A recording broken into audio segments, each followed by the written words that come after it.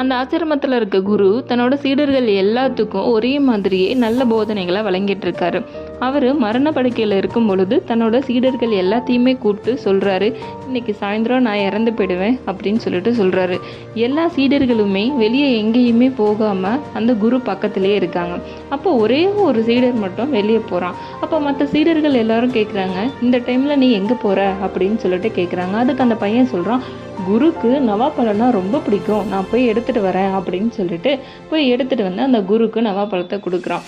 அந்த குருவும் நவாப்பழத்தை வாங்கி சாப்பிட்றாரு. சாப்பிட்டு முடிச்சதுக்கு அப்புறமேலு அதுலேருந்து ஒரே ஒரு சீடர் கேட்குறான், நீங்கள் எங்களுக்கு என்ன சொல்ல விரும்புகிறீங்க அப்படின்னு சொல்லிட்டு கேட்குறான். அதுக்கு அந்த குரு சொல்கிறாரு, நான் சாப்பிட்ட நவாப்பழம் ரொம்ப அருமையாக இருந்தது, ரொம்ப சுவையாக இருந்தது அப்படின்னு சொல்லிட்டு இருக்கும் பொழுதே உயிரை விட்டுறாரு.